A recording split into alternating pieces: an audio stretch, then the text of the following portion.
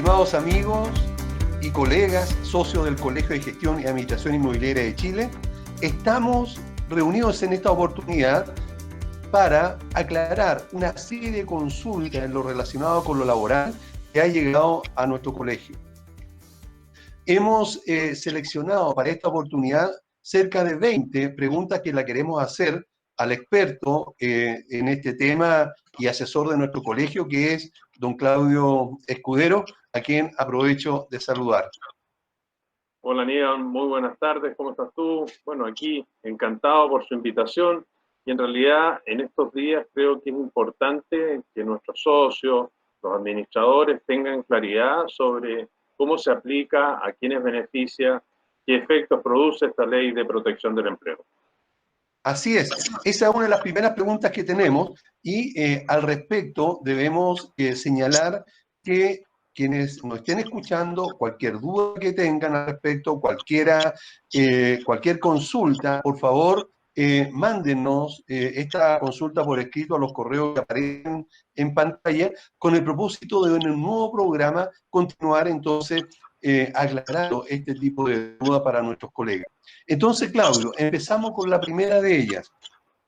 ¿En qué consiste la ley 21.227, denominada Ley de Protección del Empleo? A ver, Aníbal, esta es una ley que busca velar por la continuidad laboral para que, digamos, continúen los contratos de trabajo vigentes mientras dura este evento de pandemia. Y esta ley contempla tres instituciones. La primera es la suspensión del contrato de trabajo por acto de autoridad. La segunda, el pacto de suspensión de contrato de trabajo. Y la tercera, el pacto de reducción temporal de jornada de trabajo. Ok, y esta ley específicamente beneficia a las comunidades y condominios o no?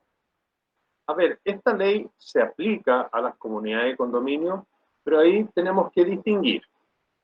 En el caso de los conserjes, la resolución número 88 del Ministerio de Hacienda incluyó a los conserjes, por razones de seguridad, dentro de las actividades exceptuadas de paralización de actividades. De modo que ellos, en teoría, deben seguir trabajando. Dicho de otra manera, estos trabajadores no podrían acogerse a la suspensión de relación laboral por acto de autoridad. Eso significa entonces, Claudio, que solamente podrían ser beneficiados, o en este caso la comunidad podría beneficiarse de esta ley de protección del empleo en el caso de los aseadores y jardineros, si es que existieran en ese condominio. Efectivamente, a otros trabajadores de la comunidad que no sean conserjes, como auxiliares de aseo, etcétera, ellos sí pueden acogerse en su totalidad a, por ejemplo, a la suspensión de relación laboral por acto de autoridad. Ok, ¿y esto qué significaría en la práctica? Si yo tengo a un trabajador, por ejemplo, que es aseador, y durante todo el mes de abril, pensemos, no pudo ir porque no era conserje y esa comunidad estaba dentro de una comuna con cuarentena. ¿Qué es lo que debe hacer el administrador, la comunidad, ¿verdad? Para ejecutar los trámites? Porque es él, tengo entendido. Pero también, ¿qué significa eso en desmedro para ese trabajador? A ver, lo primero, el administrador podría acoger a la comunidad respecto de esos auxiliares a la suspensión de relación laboral o de contrato de trabajo por acto de autoridad. ¿Qué implica eso? Que debería incorporar a través de la página web de la administradora de fondos cesantía la nómina de trabajadores que van a quedar acogidos. Si esa solicitud de alguna manera se acoge por parte de la administradora de fondos cesantía, esos trabajadores, respecto de ellos, la comunidad no va a tener que pagar sus remuneraciones, sí va a tener que pagar la totalidad de las cotizaciones previsionales y de salud. Y el trabajador, por su parte, no va a tener la obligación de concurrir a sus labores y va a, digamos, a recibir un subsidio del fondo de cesantía, que obviamente no es igual al monto total de su remuneración, sino que es un porcentaje de su remuneración que parte el primer mes en un 70%. Eso significaría, por ejemplo, que en el mes de abril algunas comunidades podrían no pagarle el sueldo al trabajador.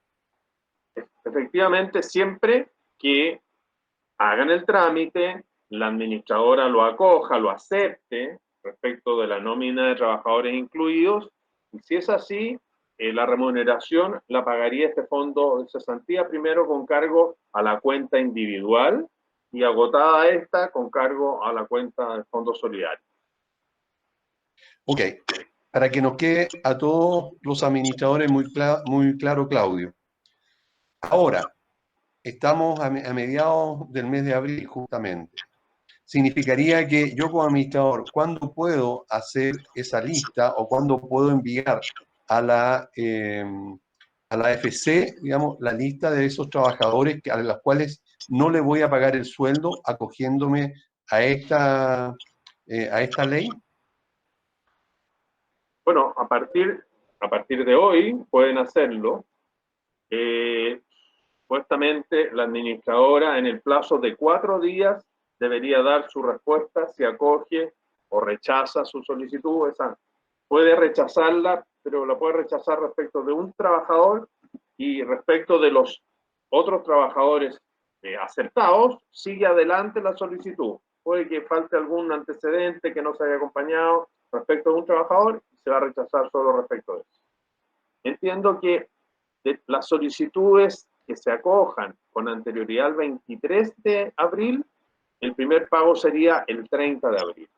Y respecto de las que se acojan con posterioridad al 23 de abril, ya el pago sería con fecha 7 de mayo. Ok, ¿y esta decisión es unilateral por parte del empleador o tiene que estar de acuerdo el trabajador? A ver, es unilateral porque es un acto de autoridad que opera de pleno derecho, independientemente de la voluntad del empleador y del trabajador. O sea, es el acto de autoridad el que impone esta suspensión de contrato de trabajo durante un periodo determinado. Y frente a ello, el empleador es el responsable de hacer llegar la nómina a la AFC de los trabajadores que pretende acoger a los beneficios de esta ley. Si por alguna razón se omitiera algún trabajador de dicha nómina, ese trabajador individualmente puede solicitar a la AFC ser incorporado. Ah, el trabajador directamente. Sí. Ya. Ahora, ¿qué requerimiento pide la autoridad o la AFC para incluir a ciertos trabajadores? A ver, de partida tienen que ser trabajadores que coticen en el fondo cesantía. Quienes Claro. no coticen no pueden acceder a los beneficios de esta ley. En consecuencia, no pueden acceder, por ejemplo, los pensionados, los empleados públicos, los miembros de las Fuerzas Armadas de Orden y Seguridad, los jubilados, etc. Pero, ¿sí? sí, lo que pasa es que en las comunidades sí hay bastantes trabajadores que son jubilados, que son pensionados. ¿Y cómo se hace en ese caso? No, ellos no tienen acceso a los beneficios de esta ley. ¿Y No eso están significa considerados. y eso significa que el sueldo se lo debe pagar la comunidad o puede no pagarle de todas maneras? No. Eso tendría que, de alguna manera, ahí nos salimos de la aplicación de esta ley y tendría que haber un acuerdo de voluntades entre la comunidad y ese trabajador de reducir su jornada, de, ¿cómo se llama?, suspender la relación laboral, pero al margen de los términos de esta ley, porque a ellos no se les aplica. Ah, correcto. Es decir, se podría llegar a un acuerdo con ese trabajador. Ahora, si el trabajador no está de acuerdo, como empleador habría que pagarle el 100% del sueldo. Y él también tendría que cumplir todas sus labores como cualquier día normal. Sí, pero en el caso que no puede asistir porque es un aseador y hay una comuna en cuarentena, ese trabajador tiene prohibición un aseador tiene prohibición de transitar por ahí. ¿Cómo lo hace para llegar a su jornada laboral? Bueno, a ver, si ese aseador, digamos, no puede acogerse a los términos de esta ley, tendría que pactar con su empleador una forma de cumplir su contrato. A lo mejor, fuera de los términos de la ley 20.227, el empleador podría fijar, no sé, una jornada reducida, un turno más acotado, etcétera, de manera de alguna manera beneficiarlo, pero claramente ya hay algo que hay que poner énfasis es que ese acuerdo debe existir entre las partes. De lo contrario, bueno, rige el contrato de trabajo en los términos actuales en toda su amplitud. Eso significaría entonces que si no llego a un acuerdo con un trabajador que hace aseador y que no puede asistir porque hay una cuarentena en la comuna y él no asiste, yo podría entonces finiquitarlo por inasistencia. A ver, lo que ocurre es que en ese caso, tú como empleador deberías gestionar de alguna manera un permiso colectivo para esos trabajadores de manera que la existencia de una cuarentena no fuera impedimento para que ellos llegaran a sus labores. Eso es lo primero.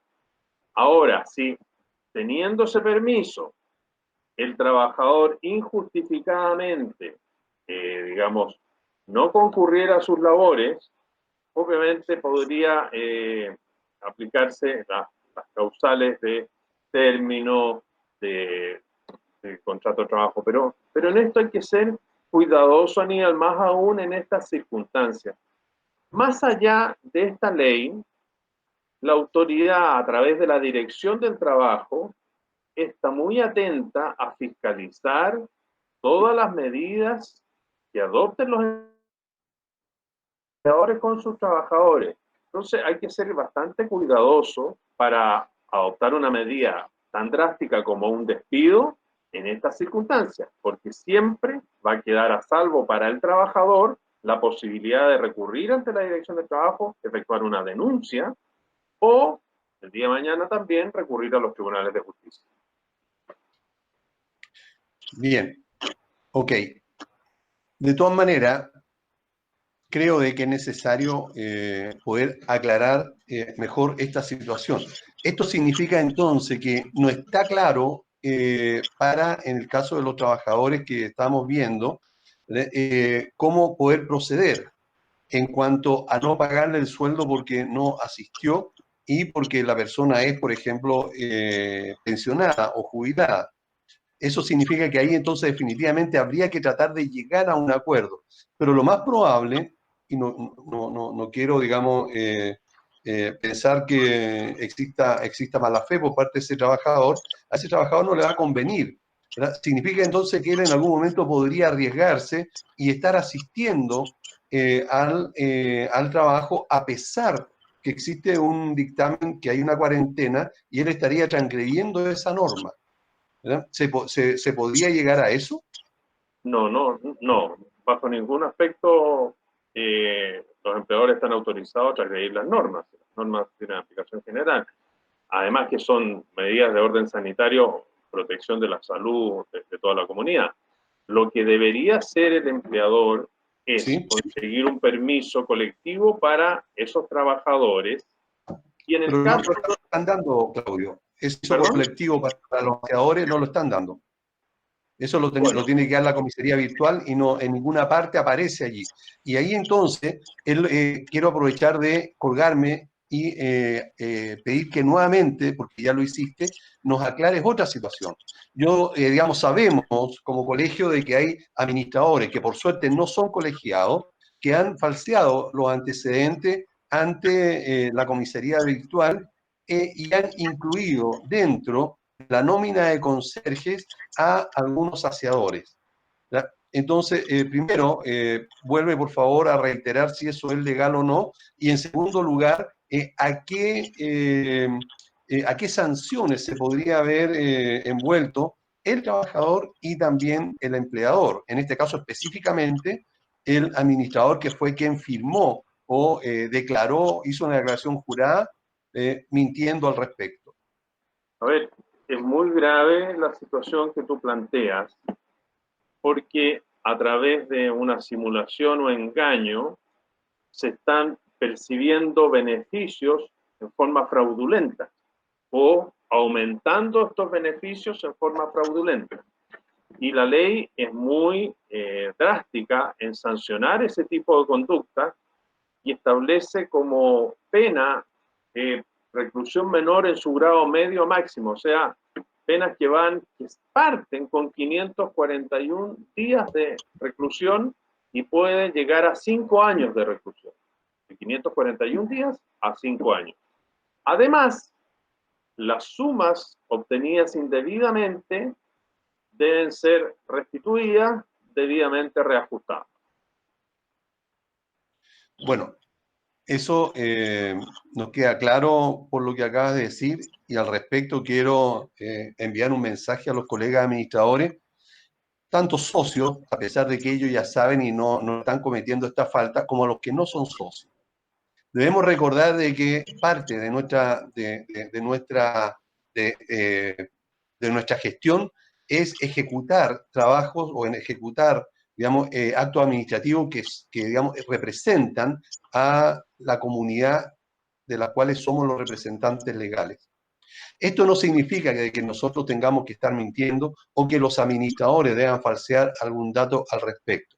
Les recordamos que en el Colegio de Administradores existe un código de ética y es recomendable que este código de ética lo conozcan no solamente nuestros socios, sino que todos los administradores. Es la única forma que tenemos de dignificar nuestra actividad, el estar ejecutando las cosas como corresponden y siempre apegado a la ley. Siguiendo con el tema de esta situación, digamos, de los trabajadores y la ley esta de la protección al empleo. ¿Cuánto tiempo debiera durar esta situación de pagarle o no pagarle al trabajador para tanto el empleador como el trabajador no se vea tan afectado? A ver, el plazo que establece la ley, esta es una ley de partida, es importante aclararlo, esta es una ley temporal, vale decir, sus efectos no son permanentes.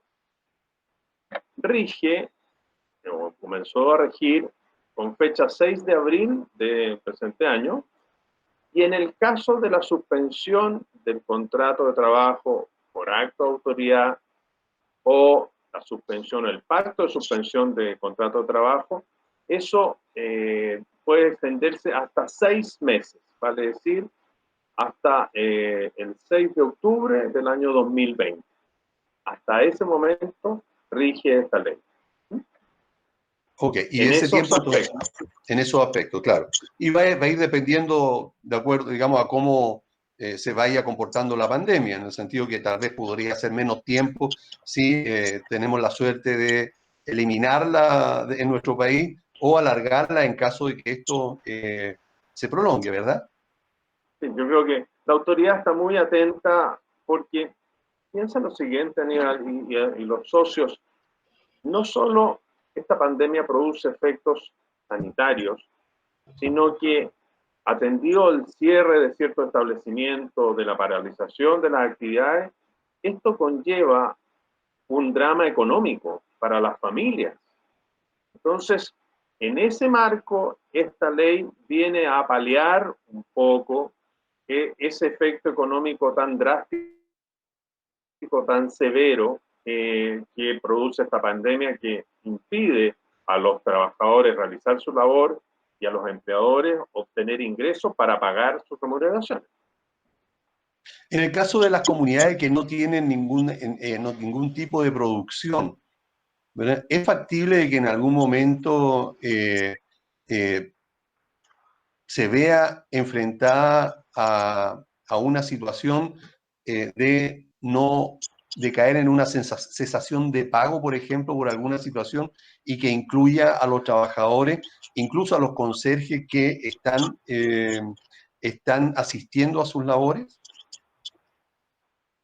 A ver, eso es un efecto que esperamos que no se ocurra, pero llegado un momento, porque las comunidades están formadas por personas, por propietarios, y si llegara un momento, esa, de alguna manera, la falta de ingresos de esos copropietarios hace caer en insolvencia a la comunidad respecto de sus acreedores, entre ellos, prioritariamente, los trabajadores, podría caer en una situación de insolvencia y entrar en un proceso de liquidación, pero que hasta el momento, por lo que yo conozco, solo en un caso los tribunales han admitido un proceso de liquidación respecto de una comunidad.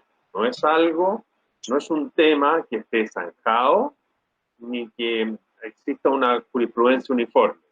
Existe un solo caso en que se ha acogido y estamos a la expectativa de lo que pueda ocurrir durante el transcurso del tiempo. En el caso, te lo pregunto porque hay mucho temor que esta pandemia provoque una cesantía bastante alta, y eso va a significar que dentro de las comunidades también haya gente cesante que no pueda pagar su gasto común. Si no se paga el gasto común oportunamente, la comunidad no va a tener cómo responder, digamos, ante los compromisos que tiene adquirido: salud, agua, teléfono, gas, ¿verdad? Y entre ellos, por supuesto, el más importante, que es el sueldo de los trabajadores. ¿Qué pasa? ¿Tendría alguna sanción la comunidad si por alguna razón no logra reunir los fondos necesarios para pagar los sueldos de los trabajadores?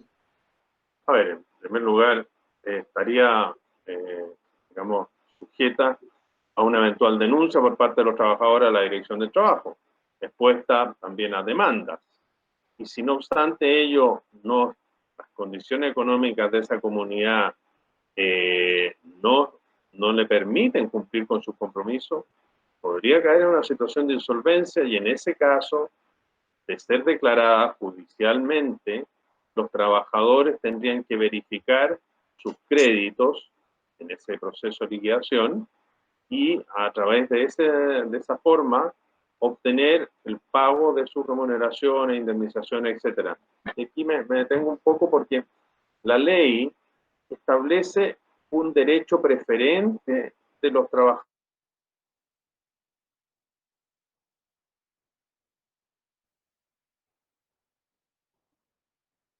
¿Se congeló tu imagen?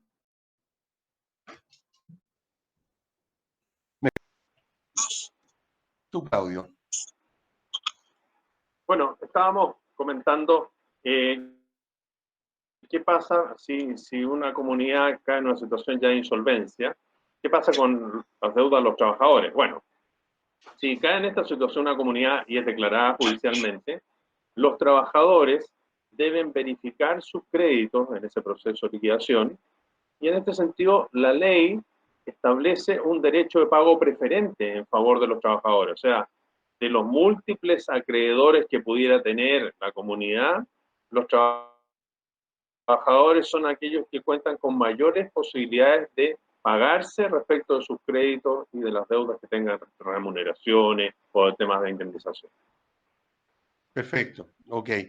Bueno, antes de terminar, Claudio, un pequeño resumen. Yo te hago la pregunta, digamos, y tú me la respondes rápidamente. Entonces, esta ley de protección del empleo favorece a las comunidades. Sí, favorece a las comunidades y hay que distinguir la situación de conserjes y auxiliares, que es distinta. Claro, entonces significa que solamente pueden ser incluidos ahí auxiliares o trabajadores que no sean conserjes. Efectivamente. Ok, correcto. ¿Desde cuándo empieza a regir esta ley? Esta ley empezó a regir el 6 de abril del año 2020 e incluso podría tener efectos retroactivos hasta el 18 de marzo, fecha en que se declaró el estado de excepción constitucional de catástrofe. Ok. ¿Incluye a todos los trabajadores o quedan fuera los que son pensionados y jubilados? A ver, incluye a los trabajadores que cotizan en el fondo cesantía, que deben reunir cierto número de cotizaciones, etcétera. Excluye o no están incluidos en esta ley los pensionados, los trabajadores independientes, honorarios, empleados públicos, etcétera, y que no coticen en el fondo cesantía. También quedan excluidos de la aplicación de esta ley aquellos trabajadores que están gozando de una licencia médica por cualquier causa durante este periodo, mientras esa licencia subsista, y también los que pactaron con anterioridad al 6 de abril con su empleador una continuidad laboral. Perfecto, ok. ¿Alguna última recomendación, Claudio, antes de cerrar? Sí, yo creo que una recomendación a todos los socios, administradores, en primer lugar, que sean cuidadosos y rigurosos en la aplicación de esta ley. Es importante que contemos con estos recursos y no hagamos mal uso de ellos en primer lugar. Segundo, que también tengan la empatía, la solidaridad con sus trabajadores, que son los más expuestos a contraer este virus, porque se transportan en el transporte público, son de alguna manera son nuestra fuente laboral. El hecho de que uno de ellos se contagie va a traer quizás una cuarentena respecto de todo el equipo de trabajo que asiste a la comunidad. Entonces, ser cuidadosos, ser empáticos, ser solidarios y tomar todas aquellas medidas, porque siempre, y el Código del Trabajo es muy riguroso en eso, siempre el empleador debe velar por la vida y salud de sus trabajadores. Así que esas son mis recomendaciones finales. Un gran abrazo y espero que nos sigamos viendo en este tipo de transmisiones y comentarios. Bien, tomo tus últimas palabras referente acerca de los trabajadores y evidentemente que los administradores sí estamos siempre preocupados del bienestar de nuestros colaboradores en cada una de las comunidades y por eso entonces que tu llamado también nosotros lo hacemos como colegio, lo hacemos parte nuestra en el sentido de pedirle a los administradores que siempre velen por el beneficio de los trabajadores, a quienes aprovechamos también la oportunidad como colegio de enviarles un fraternal saludo y un agradecimiento a todos los trabajadores de las comunidades a nivel nacional por el tremendo esfuerzo que están haciendo por seguir acudiendo a sus labores y de esa manera estar atendiendo a las comunidades más allá de lo que les corresponde como cualquier contrato de trabajo. Así que muchas gracias a todos los quienes hayan visto este programa. No se olviden, cualquier duda de cualquier tema relacionado con la copropiedad, mándenos la consulta al correo que allí se menciona, ¿verdad? Y estaríamos en alguna oportunidad próxima nuevamente haciendo otro video con el propósito de aclararles la duda que ustedes mismos tengan al respecto. Hasta siempre, que estén muy bien. Hasta luego, que estén muy bien. Muchas gracias.